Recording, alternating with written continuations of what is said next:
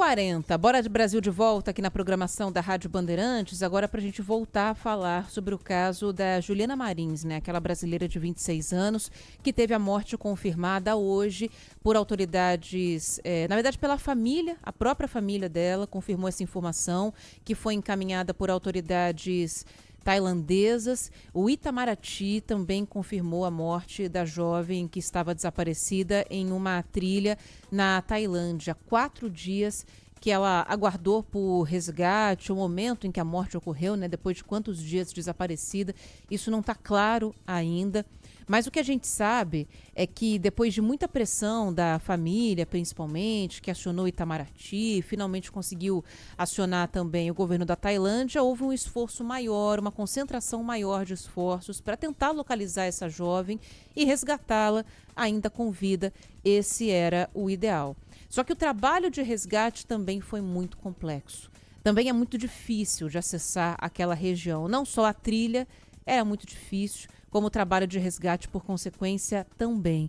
O Lucas Taveira está com a gente aqui no estúdio para falar exatamente sobre isso. Né, Taveira? Boa tarde. Perfeito, Ana. Ótima tarde para você, para todo mundo ligado aqui no Bora Brasil.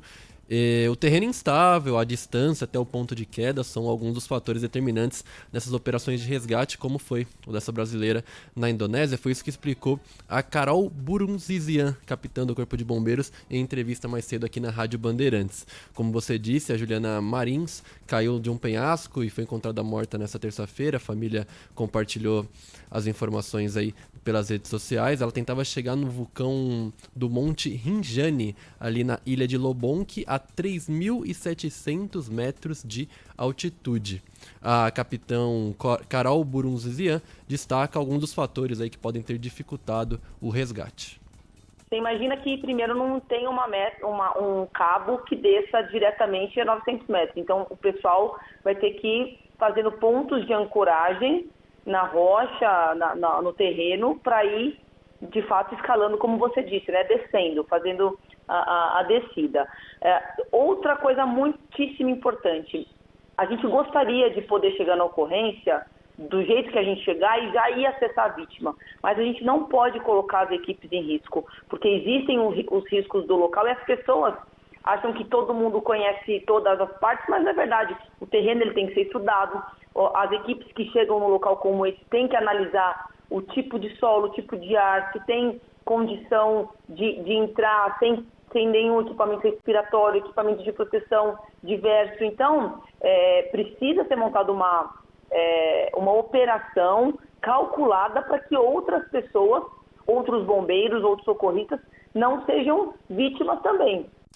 Exatamente. A gente sabe algumas informações sobre o resgate da Juliana. Um drone foi operado aí por resgatistas e chegou até a jovem que estava imóvel e a 500 metros desse penhasco que a gente citou.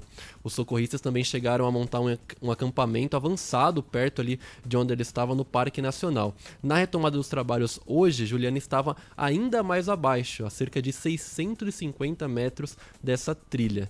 A Juliana Marins é de Niterói, no Rio de Janeiro. Ela estava no segundo dia dessa trilha e teria dito que precisava descansar.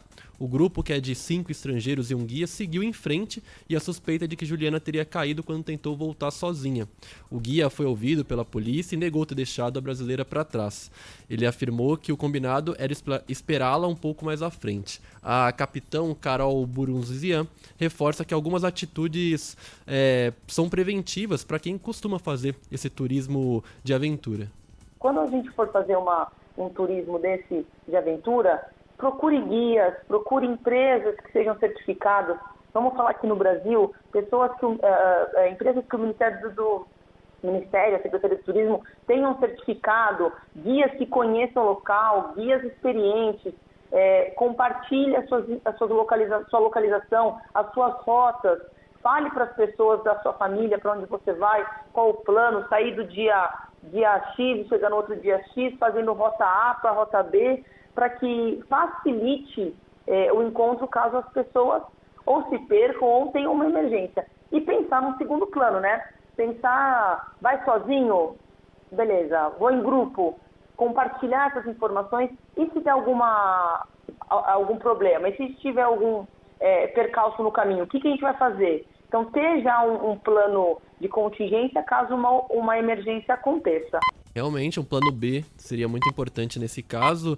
Algumas autoridades se pronunciaram. O vice-presidente da República, Geraldo Alckmin, prestou solidariedade à família pelas redes sociais. E a primeira-dama, Janja da Silva, também prestou homenagens à publicitária de 26 anos, viu, Ana? Então, e o Itamaraty também se pronunciou, dizendo que se solidariza com a família e que deve, né, prestar ajuda no que for necessário daqui em diante, porque o trabalho de resgate ainda não acabou. Ela agora tem que ser trazida de volta para o Brasil. E daqui a pouco a gente vai conversar com um especialista nesse tipo de passeio de aventura. Aliás, nós tivemos o registro de muitos acidentes nos últimos dias com atividades turísticas, né? Esse caso da Juliana foi o de maior repercussão, porque tem também um desdobramento internacional, tem uma questão também de a gente depender de alguma maneira, né, o Brasil ficar na pressão em relação a um outro país para que seja feito ali o trabalho de buscas, né, nesse caso a Indonésia, mas a gente teve também acidentes com balões nesses últimos dias, no estado de São Paulo, também em Santa Catarina, pessoas que se perderam em trilhas e precisaram ser resgatadas pelos bombeiros aqui no estado de São Paulo. E aí daqui a pouquinho a gente vai falar mais sobre isso também com um especialista em atividades ao ar livre, para destrinchar um pouco mais essa questão que você estava falando, Taveira, das dicas, cuidados, o que a gente pode fazer para prevenir acidentes desse tipo. Obrigada, viu, Taveira? Bom trabalho. Valeu, Ana. Você também.